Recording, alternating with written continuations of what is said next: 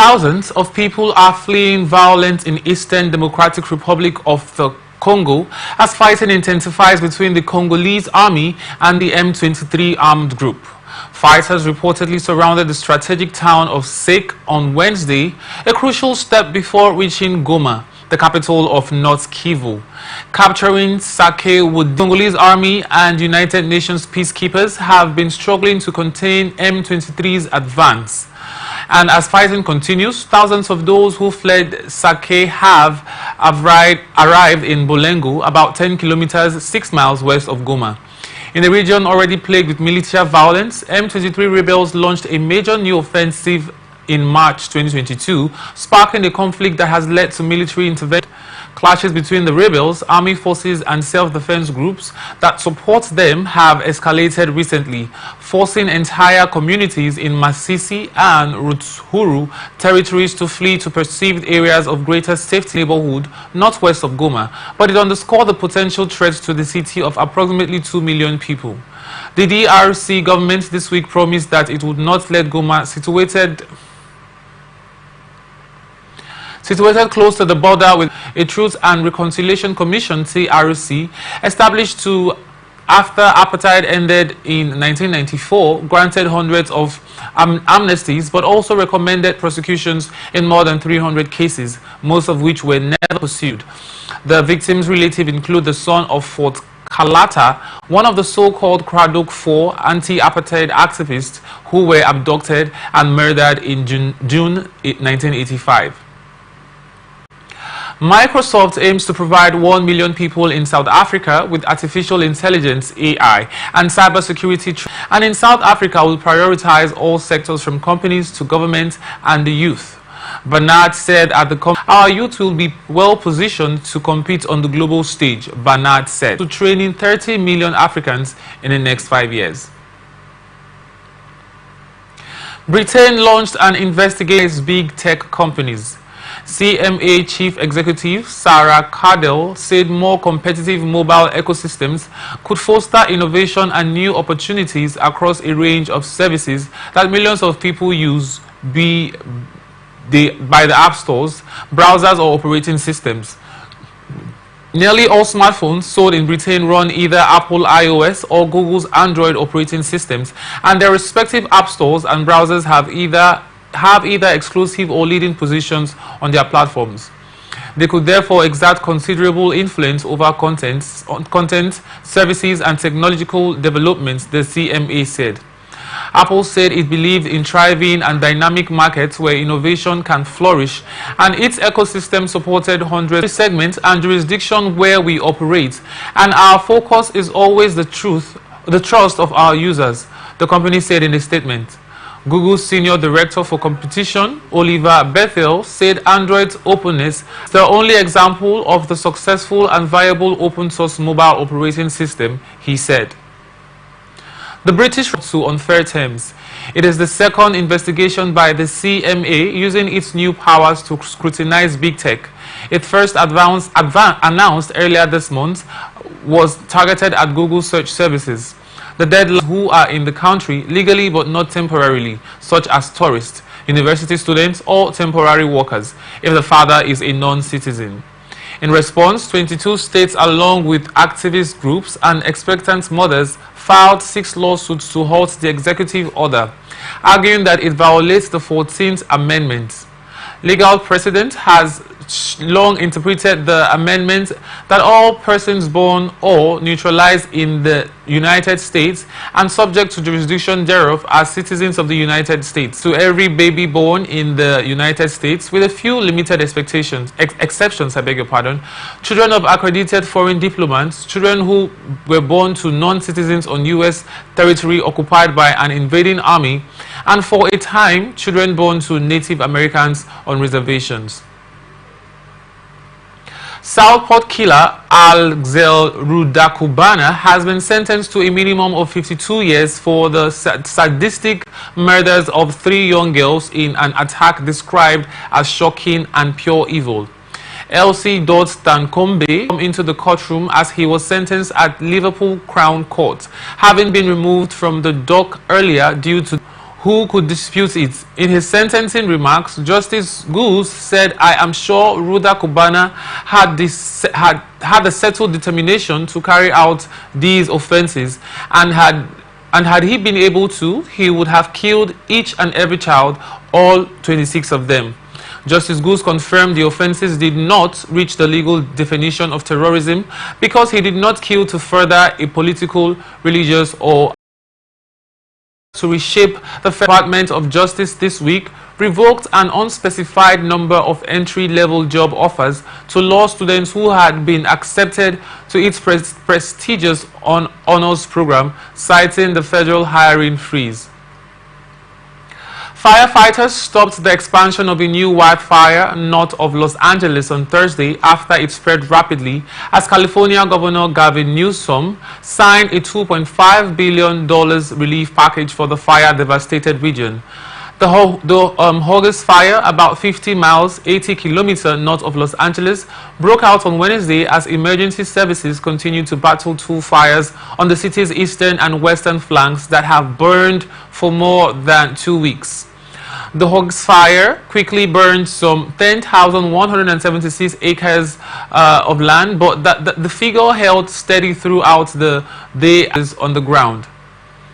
The horse fired people as it sent plumes of smoke over hilly terrain in the Castaic Lake area near Santa Clarita.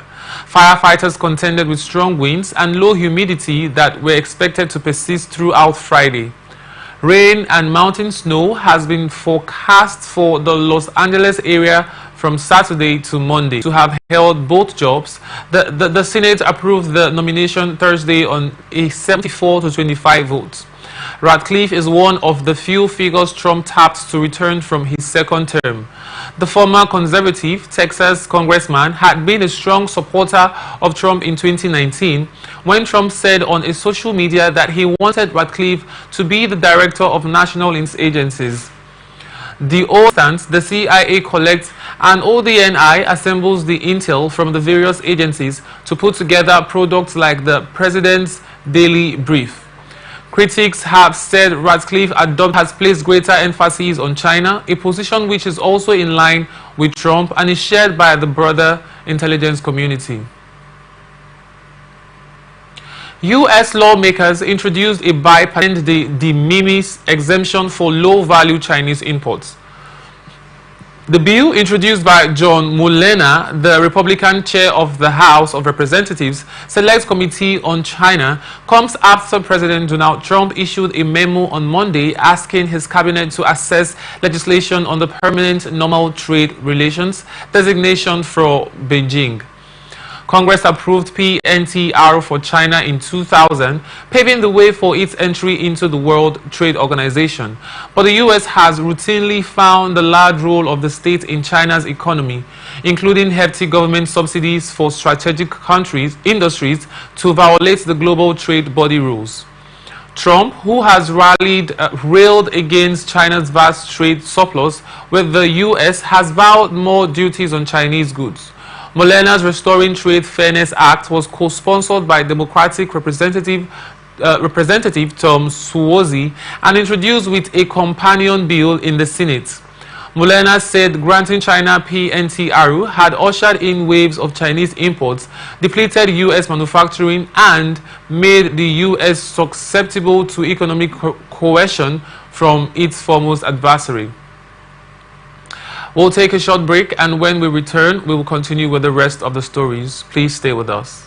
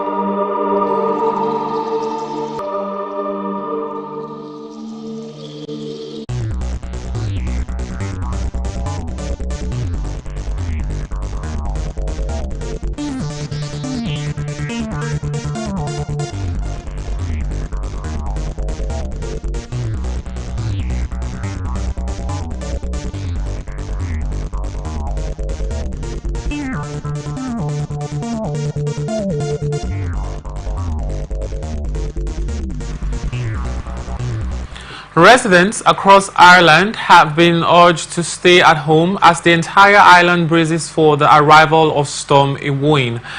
The top-level red warning for wind is in place in both Northern Ireland, and are set to close and public transport come to a halt amid powerful gusts with warnings of danger to life, falling electric lines, damaged infrastructure, and widespread power outages. Dublin Airport announced more than 110 scheduled departures and 110 arrivals have been cancelled by airlines for Friday. Met Iran reported the mean wind speed record of 81 mph set in 1945 at Foyne School. Limerick has been broken during the storm a.m. on Friday. This is highly unusual. This means between 7 a.m. and 2 p.m. tomorrow, there is a likelihood of widespread disruption, danger to life and damage to buildings. And our strong advice and the advice of the PSNI is to stay at home if at all possible.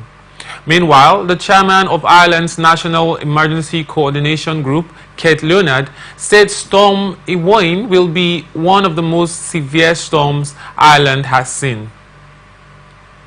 U.S. President Donald Trump on Thursday ordered the creation of the cryptocurrency working group tasked with proposing new digital asset regulations and exploring the creation of a national cryptocurrency stockpile. For crypto companies be protected, alluding to industry claims that U.S. regulators have directed lenders to cut crypto companies off from banking services, something regulators deny.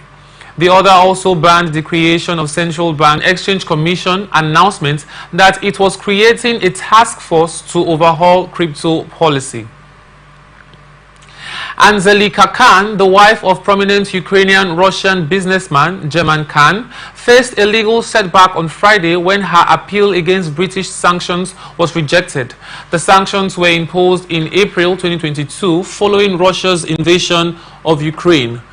Khan argued that she played no role in Russian politics and did not have any influence over the Russian government. She claimed that the sanctions against her were unjust and illegal. Despite these arguments, her appeal was initially dismissed in February 2024. On Friday, the Court of Appeal in London upheld the dismissal, leaving the sanction in place.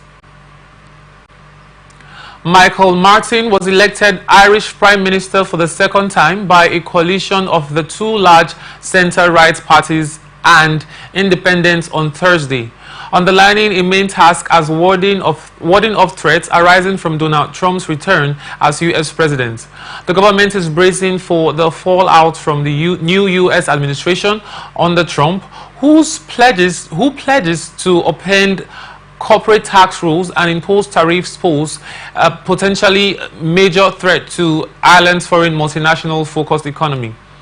The coalition has promised to use a tax windfall from the country's cluster of U.S. multinationals to continue to increase public sector investment, fix infrastructure deficits, and cut taxes, while also building Ireland's sovereign wealth funds.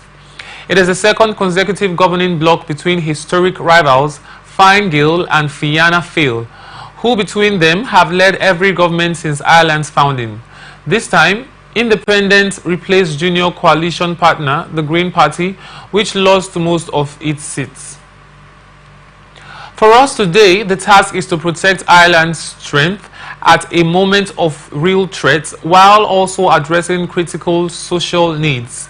By any reasonable measures, this is a challenging moment in world history, an emotional Martin told Parliament after he was elected in a 95-75 vote.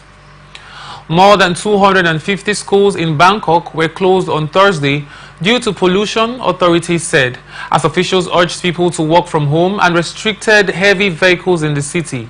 Seasonal air pollution has long afflicted Thailand, like many countries in the region, as colder, stagnant winter air combines with smoke from crop stubble burning and car fumes. On Thursday morning, the Thai capital was the 6th most polluted major city in the world, according to IQ Air. Level of PM2 pollutants cancer-causing microparticles small enough to enter the bloodstream through the lungs hit 122 micrograms per cubic meter.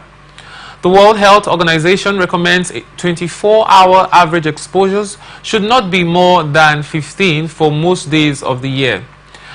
Bangkok authorities said earlier this week schools in areas with elevated levels of PM2.5 could choose to close.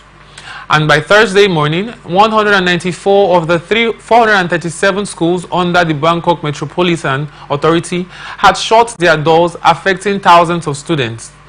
The figure was the highest since 2020, when all schools under BMA Authority closed over air pollution. Another 58 schools out of the 156 under the Office of the Basic Education, a central government body, had also decided to close by Thursday. There are several other schools in the capital under different authorities and private establishments, but figures for them were not available. Authorities encourage people to work from home this week, but the scheme is voluntary and has just 100,000 registered participants in a city of some 10 million. The government has announced incentives to stop crop stubble burning and is even trialing a novel method to tackle air pollution by spraying cold water on dry ice into the air above the smog. Bangkok on Friday was ranked as the 4th worst city in the world for air quality, according to the latest data from Swiss-based IQ Air, as toxic haze continues to affect the capital and other provinces in the country. The air quality index in Bangkok reached 188 as of 9:40 a.m. The Bangkok Metropolitan Administration, BMA, declared 48 of its 50 districts as red hazardous to health zones with particulate matter 2.5 micrometers and less in diameter PM2.5, levels averaging 88.4 micrograms per cubic meter. Nong Khem was the most affected district with PM2.5 levels at 108 as it recorded PM2.5 at 108, followed by Kanyayao, Minburi, Tanwimwatama and Laksi. City Hall reiterated to residents to work from home if possible and to avoid outdoor activities at this time, as they could pose health hazards. Australia's Prime Minister Anthony Albanese on Friday announced cash incentives to attract apprentices to an overstretched construction industry, adding to billions of dollars in extra spending ahead of general election due within months. Construction apprentices will be offered a cash incentive of $10,000 each, Albanese said in a speech on Friday, seen as setting the scene for an election that must be held by May. Many apprentices have said they could earn more stacking shelves at the supermarket, and too many leave training because they can't afford to stay, he said in an address to the National Press Club in the capital, Canberra. Our government wants to encourage more Australians to learn a trade and stay in construction. The incentives will cost around $627 million over 4 years, with the aim of hitting the government's target of building 1.2 million homes in the next 5 years. Decades of booming demand and constricted supply have made Australia's housing market among the most unaffordable in the world, with successive governments failing to hit house building targets. Housing is the largest contributor to a rising cost of living in Australia that is expected to be one of the major campaigning issues for parties in the upcoming election. Albanese's centre-left Labour Party has a majority in the lower house of Parliament, but is narrowly trailing the Conservative opposition coalition in opinion polls released this week, meaning it may be reliant on minor parties like the Greens to form a government if it emerges as the largest party in this year's election, but fails to secure another majority. Albanese's apprentice incentive announcement takes government pledges made in recent months past 15 billion Afghanistan dollar, Trial of the alleged killer of a boy enrolled in a Japanese school in Shenzhen, China, began in the city on Friday, Japan's Ministry of Foreign Affairs said. We are aware that the first hearing of the case regarding the murder of Japanese school children in Shenzhen was held today, 24 January, at a court in Shenzhen, Guangdong Province. The ministry said in an email, as the trial is still ongoing, we refrain from commenting, it added. The 10-year-old child died after being stabbed in September on the anniversary of an incident in 1931 that triggered war between China and Japan. It followed another fatal incident near a Japanese educational facility in Suzhou, China in June. A Chinese court this week sentenced a man to death for that attack. Indian Appellate Court has temporarily lifted a 5-year ban that prevented WhatsApp from sharing user data with its parent company, Meta, and affiliated applications. The ban was originally imposed by the Competition Commission of India, CCI, for alleged antitrust violations, media reports said.